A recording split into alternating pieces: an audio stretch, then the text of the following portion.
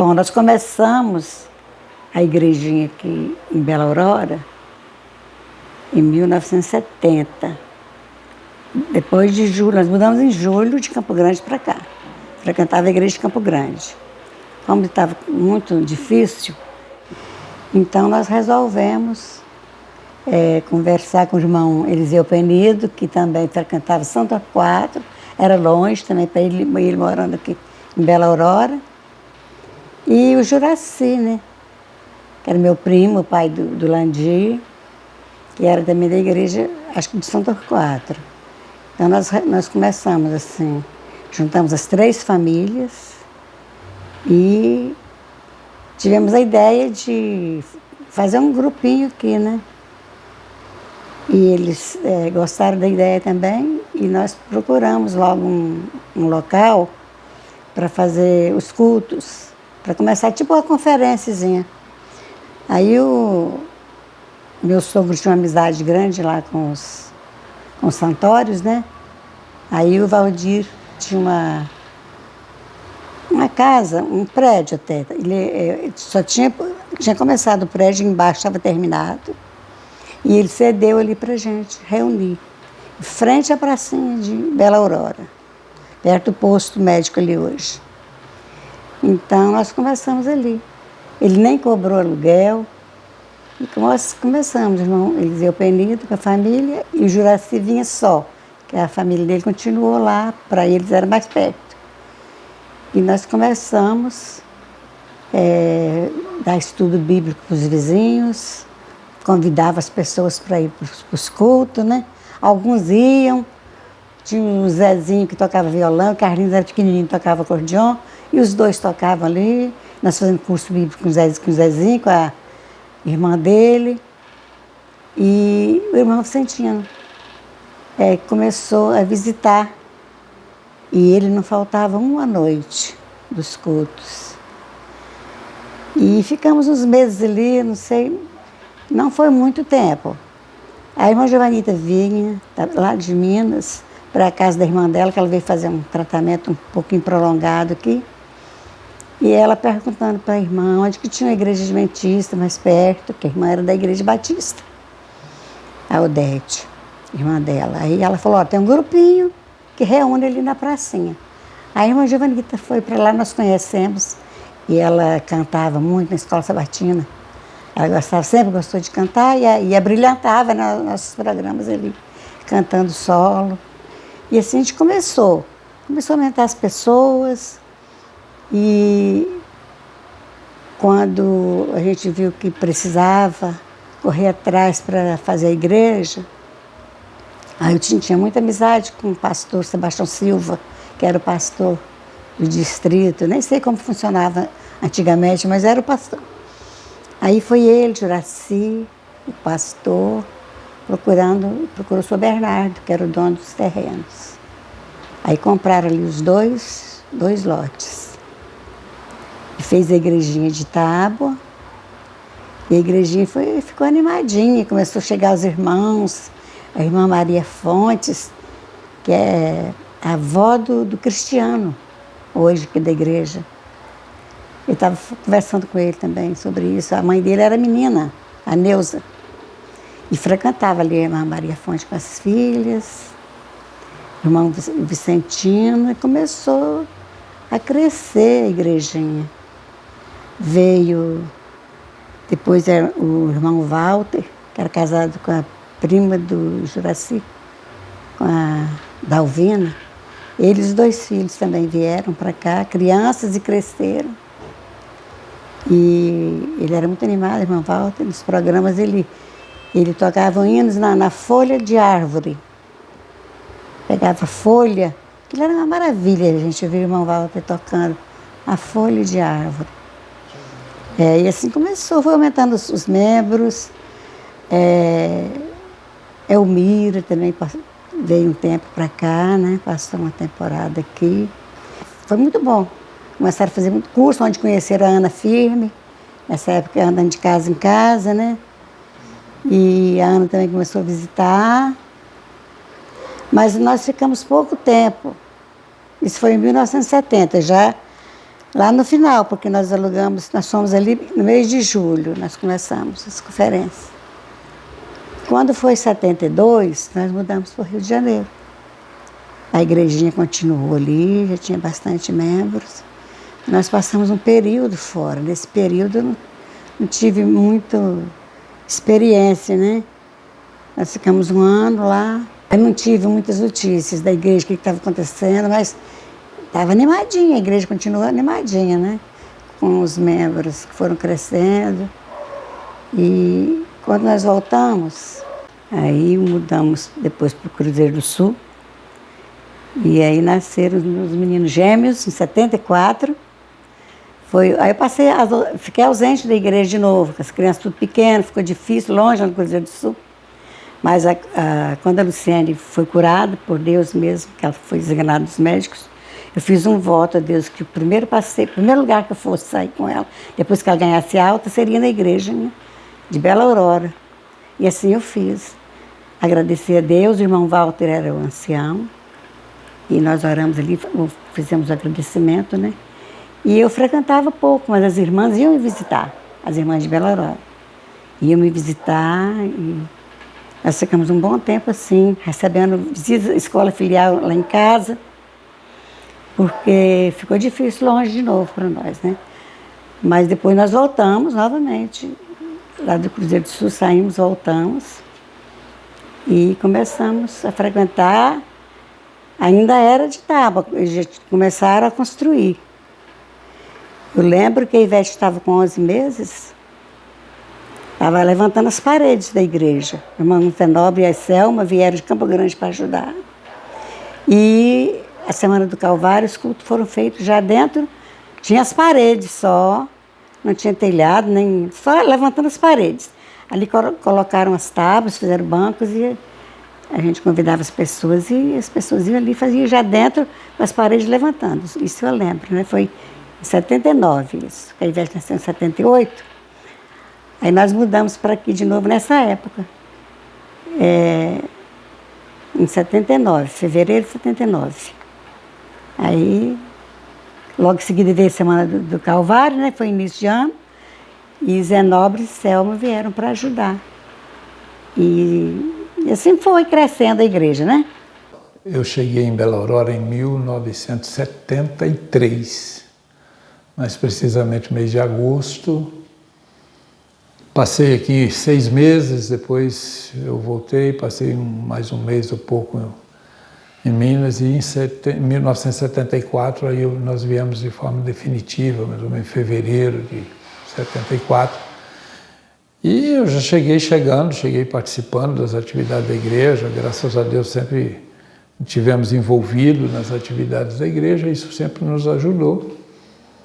E eu comecei a me envolver mesmo na liderança da igreja ali, 17, 18 anos, já na direção mesmo, aprendi muito com muitas pessoas, tive a oportunidade de chegar aqui e conhecer um pouco da história, e alguns que ainda dos que iniciaram ainda aqui permaneciam, o pessoal da família Cabral, o pessoal do irmão Wilton, do Tim, o irmão Eliseu, o irmão Penido, e com esses homens, o Vicente Ferreira, com esses homens eu consegui aprender bastante. E aí foram chegando outras pessoas e a igreja foi confiando responsabilidades. E começamos então aqui com bastante intensidade. Ainda era bem modesto, igreja muito simples, mas com sonhos, com propósitos. E a gente sonhou junto com a comunidade de uma forma geral. Então fizemos aquela primeira construção, saindo daquele barraquinho simples, uma construção já mais bem maior e toda ela de alvenaria. Isso foi muito gratificante naquela época. Depois passamos por algumas reformas, nossos departamentos infantis foram ampliados. E agora, precisamente, dia 10 de julho de 2020, aí nós entramos nesse grande projeto aí, algo realmente extraordinário, desafiador. A gente tinha um sonho, mas era um sonho assim, muito ousado para aquele momento, Infelizmente veio a pandemia, teve de mudar bastante dos planos, mas mesmo assim nós continuamos firmes aí no propósito e as pessoas foram se juntando, a igreja uniu seus esforços, os amigos vieram conosco, nos ajudando também. Graças a Deus, ao longo desses anos, a gente viveu muitos momentos especiais. Se separar um só é um desafio muito grande. Nós tivemos, eu acho que assim, uma coisa que marcou muito a nossa igreja durante um bom tempo foram os cultos de quarta-feira, os cultos de poder. Eu tenho saudade daquela época, foram momentos desafiadores, mas ao mesmo tempo recompensadores pelos resultados, pelo envolvimento das pessoas. Uma coisa assim que me marcou muito, que fica na cabeça, assim, fica na lembrança, era o culto de poder, cara. O culto de poder era coisa de doido, assim, era um negócio muito massa, cara. Eu lembro que eu ainda era de adolescente para jovem, assim, né? E eu me recordo de, chegar aqui quarta-feira, cara, e a igreja, assim, lotada, socada de gente. Tinha mais gente na quarta-feira do que no sábado. Era gente do lado, era gente atrás, era gente por tudo quanto é canto. E vinha todo mundo, chegava às 7h25, no máximo 7h29, para poder pegar aquelas aberturas que eram fenomenais, cara. Assim, por isso que eu falo, era muita criatividade, cara, muita criatividade. Era muito talento, era muita gente talentosa junta para fazer acontecer. Então, assim, aí você via que vinha todo mundo, cara. Era muita visita na igreja. A gente vê nos vídeos antigos, né, assim, muita gente, assim, que a gente nem conhece, mas você sabe que estava visitando ali. Era gente que vinha de fora para conhecer. Isso foi, assim, isso era tremendo, cara. Aqui na igreja era uma coisa, assim, muito legal. Os programas especiais, tem um que eu guardo no coração, que foi acho que no final do ano, se eu não estiver enganado, que de repente desce da frente da igreja, desce um painel, assim, da Cidade Santa. Rapaz, aquilo ali foi... Cara, aquilo ali foi doido demais. Nossa, que massa que foi. Tinha um arco assim na frente, sei lá, tipo uma entrada. Aí, uma coisa que eu nunca vi na minha vida, cara, que me deixou assim... Por isso que eu falo, cara, aqui é um celeiro de talentos, bicho.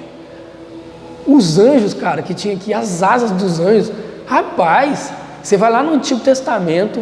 Você pega lá Deus dando instrução para Moisés construir o santuário. E aí quando você vê lá, aí, ele vai lá e escolhe as pessoas, né? E fala, fulano que vai fazer isso, Beltrano que vai fazer aquilo ali. E as pessoas eram talentosas. Cara, parece assim que eu tava... Quando eu lembro dessa época, eu lembro da Bíblia, parece assim que Deus botou os talentos aqui e falou assim, vai lá e faz agora. Porque, cara, os anjos, as asas, eram um negócio assim, incrível, cara. O desenho, o corte... era anjo entrando no meio da igreja, Gente, eu lembro que teve um programa aqui eu não me recordo o nome da música, mas era aquela música assim, estende a vela na direção, e aí a igreja ficava toda escura, cara, e de repente todo mundo pegava uma velinha e acendia, e eu lembro que teve uma vez que eles fizeram passar uma luzinha assim no meio da igreja, assim, passando, cara. Rapaz, era top demais, bicho. Era top demais, assim, e eu tento me inspirar nisso aí, entendeu? Hoje eu tento fazer as coisas lembrando daquela época ali, porque, cara, os professores, eu vou dizer assim, os professores que eu tive foram mestres, bicho, galera fera. Algumas vigílias foram muito marcantes, então eu acho assim, se eu tiver de escolher uma que, assim, marcou muito, foi uma vigília que nós tivemos ela marcou as coisas que aconteceram. Nós tínhamos momentos especiais dentro daquela vigília e tivemos decisões especiais. Então foi um período que nós tivemos não só músicos especiais de fora que vieram, mas naquela noite, na madrugada, então marcou muito, porque nós tínhamos na virada ali de meia-noite, nós tivemos um batismo e logo em seguida nós tivemos de esvaziar o tanque, porque teria uma apresentação do pessoal das Luzes Negras e acontece que naquela movimentação, o tanque esvaziado, e a apresentação das luzes negras, e logo em seguida, dado aquele impacto que aconteceu, então aí uma outra pessoa, eu vou mencionar o nome inclusive, aí o Rafael, que estava um pouco distante, veio naquela noite e foi assim, disse, não, eu não posso sair daqui, isso por volta já de umas 2 para 3 horas da manhã, eu não posso sair daqui sem me rebatizar. E aí nós tivemos de montar toda uma estratégia, os irmãos, cada um buscando água e vindo com baldes e baldes de água para a gente encher o tanque e depois então aí ele sendo rebatizado. Aquele foi um momento muito especial, eu acho que de todos e de tantos momentos que a gente viveu, aquilo ali me marcou muito, como que o trabalho do Espírito Santo, o poder de convencimento de Deus, de alcançar, mas acima de tudo também o envolvimento da igreja, o envolvimento da juventude para a gente poder, aquilo que aparentemente era um problema, a gente trabalhou aquilo de uma forma alegre, feliz, porque havia uma conversão de uma pessoa e um desejo de retornar para a igreja. Eu louvo a Deus porque também fiz parte desse momento especial. A gente decorava muitas peças de Natal e outras peças para Dia das Mães. E eu me lembro um dia, eu estava recém-chegado na igreja, já tinha um tempinho, e um dia a Elmira virou para mim e falou assim, você vai participar da encenação. Aí eu falei assim, eu participar da encenação? Aí ela falou, sim, você. Eu falei assim, nossa, mas como é que eu vou ler isso lá na frente? E ela veio com 3 folhas de caderno para mim e falou assim, você não vai ler, você vai decorar isso. E eu fiquei assim, estarrecido. E eu trabalhava em Vila Velha na época, e eu carreguei essas folhinhas comigo durante esses meses. A folhinha estava quase rasgando, mas eu decorei a minha parte. Oh, que Natal feliz, como eu sou feliz. Então a gente ria para danar e ria até hoje, quando tem um momento de tocar nesse assunto. Então foi um momento marcante, foi muito legal. Era sempre a galera metendo a mão na massa para fazer, independente da idade. Mas essa história ela foi construída com muitas mãos também, no sentido de dedicação, assim, cara. Muito talento, né? Muito talento. Por isso que eu falo assim que, cara, eu sou muito privilegiado de fazer parte dessa igreja, cara. Eu sou muito privilegiado mesmo, porque, assim, hoje eu sou diretor de jovens. Se você der uma vasculhada aqui na sala de jovens, você vai ver que tem nome Bela Aurora em todos os 4 cantos.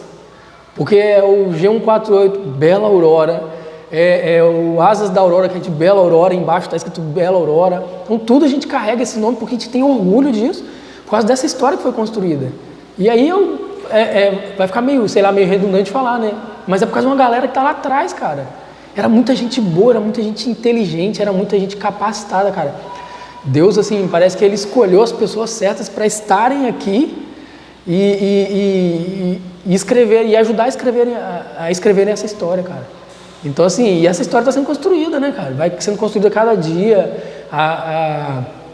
Eu acho que, assim como eu me espelhei lá atrás em diversas pessoas, acho que hoje os que estão aí estão se espelhando nos que estão lá na frente. Então, assim, essa história, ela continua sendo escrita e escrita assim, de uma maneira tremenda.